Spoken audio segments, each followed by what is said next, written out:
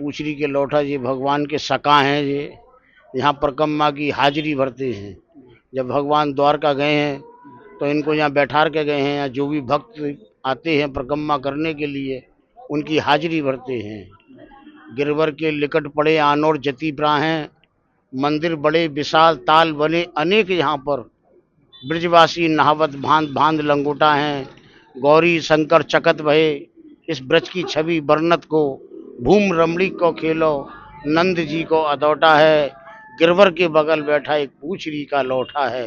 लौठा बैठे राय में सबकी लिख लिख दे हैं। जैसी जिसकी भावना फलवाकू वैसा देते हैं। यहाँ भक्ति करने से बड़ा आनंद आता है। ये गौलोक धाम है। दोस्तों, हम आपको दिव्य दर्शन करवा रहे हैं, जहां आज भी मधुमंगल सखा 5000 वर्षों से अपने सखा श्री कृष्ण का इंतज़ार कर रहे हैं। 5000 वर्षों से मधुमंगल सखा इसी जगह श्री कृष्ण जी का आज भी इंतज़ार कर रहे हैं। आप भावपूर्ण दिव्य दर्शन करिए पूछरी कलौठा का, जहां आज भी मधुमंगल सखा इंतज़ार कर रहे हैं। नमस्कार दोस्तों, जय श्री राधे राधे।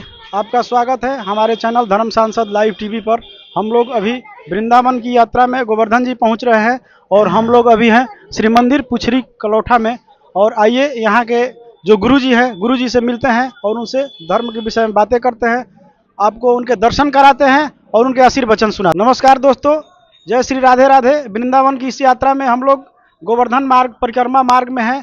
जैसा कि हम आपसे वादा किए थे कि आपको दिव्य तपस्वी महान संतों के दर्शन करवाएंगे और उनके आशीर्वचन सुनाएंगे। आइए हम गुरु जी से मिलते हैं और इनसे जानते हैं। नमस्कार, राधे राधे बाबा जी। राधे राधे। बाबा जी, आपका शुभ नाम क्या है? हमारा नाम गड़बड़ बाबा है। हम यहाँ पर रहते हैं मंदिर पूछरी के लौठा पर। पूछरी के लौठा जी भगवान के सका हैं। ये यहाँ परिक्रमा की हाजिरी भरते हैं। जब भगवान द्वारका गए हैं तो इनको यहाँ बैठा के गए हैं। यहाँ जो भी भक्त आते हैं परिक्रमा करने के लिए उनकी हाजिरी भरते हैं। गिरवर के लिकट पड़े आनोर जति प्रा हैं। मंदिर बड़े विशाल ताल बने अनेक। यहाँ पर ब्रजवासी नहावत भांत भांत लंगोटा हैं। गौरी शंकर चकत भये इस ब्रज की छवि बरनत को। भूम रमणी को खेलो नंद जी को अदौटा है। गिरवर के बगल बैठा एक पूछरी का लौठा है। लौठा बैठे राय में सबकी लिख लिख दे हैं। जैसी जिसकी भावना फलवाकू वैसा देते हैं। यहाँ भक्ति करने से बड़ा आनंद आता है। ये गौलोक धाम है, गिरिराज जी परिक्रमा मार्ग। महाराज, ये मंदिर कितना पुराना है? ये मंदिर बहुत पुराना मंदिर है। इसका कोई वर्णन नहीं है कितना पुराना है। बहुत पुराना देखते चले आ रहे हैं। जब से गोवर्धन महाराज की परिक्रमा चल रही तब से ये तभी से है ये मंदिर। जो भगवान के ये सका हैं, जब से ठाकुर जी ने लीला की है जभी से ही ये मंदिर यहाँ बना हुआ है। बोलिए गिरिराज। महाराज जी, भक्ति के लिए क्या करनी चाहिए? भक्ति क्यों करनी चाहिए? आज के युवा पीढ़ी का जैसे है कि युवा पीढ़ी भक्ति से विमुख हो रहे हैं, तो भक्ति क्यों करनी चाहिए? भक्ति तो ऐसी चीज है बेटा, भक्ति करने से एक सौम्य यज्ञ का फल मिलता है।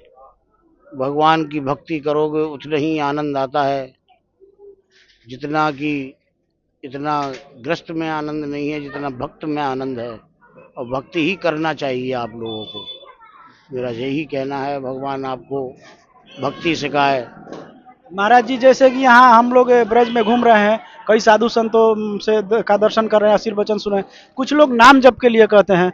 अच्छा, कुछ जगहों पे हम ऐसे गए हैं जहाँ लोग ध्यान करने के लिए बोलते हैं, तो कौन सा तरीका सही है महाराज? ध्यान से बैठोगे तो विश्व का कल्याण होगा। विश्व का कल्याण होता है। ध्यान लगा के बैठिए, भगवान का भजन कीजिए, भगवान से अपना मन लगाइए तो विश्व का कल्याण होता है। इसमें हमारा भी कल्याण होगा। हम भी विश्व के संत में ही है, यही कहते हैं सब संत लोग। और महाराज, जो भजन मार्ग है, भजन मार्ग के विषय में आप क्या कहते हैं? भजन मार्ग हैं वो भी करते हैं।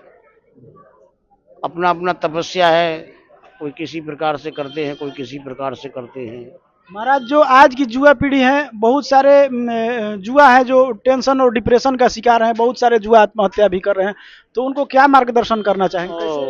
वो तो बेटा, अगर वो ऐसे लोग हैं जो इस प्रकार के जो हैं संत, जो बच्चे लोग वो आजकल की जो पीढ़ी चल रही है वो थोड़ा गड़बड़ है, खराब है।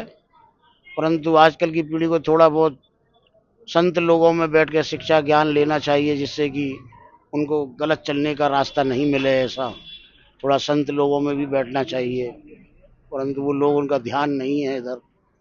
ऐसा बताते हैं सभी संत लोग, थोड़ा ग्रस्त परिवार को भी थोड़ा मंदिर में या संतों से बातें चीजें करें, यही कहना है। संतों का सानिध्य प्राप्त करने से कुछ टेंशन डिप्रेशन से हाँ हाँ हम लोग ग्रसित होंगे। कम ग्रस्ती होती है, यही कहते हैं सब। महाराज कुछ बाबा जी लोग चमत्कार करते हैं, तो चमत्कार के विषय में आप क्या कहेंगे? हाँ, चमत्कार तो है ही है, संत लोगों के हाथों में चमत्कार तो है ही है। चमत्कार को नमस्कार है, क्योंकि ये संसार ही नहीं होता बेटा अगर संत नहीं होते तो चमत्कार तो है संतों के हाथ में, और इसी से चल रहा है जो भी कुछ चल रहा है, भक्ति भाव, यही कहते हैं। महाराज कोई ऐसे आप सिद्ध पुरुष, कोई जोगी, कोई महात्मा, कोई दिव्य पुरुष से मिले हैं जो आपको ऐसा करके कुछ दिखाए जो आम जनमानस नहीं कर सकता, हम लोग नहीं कर सकते?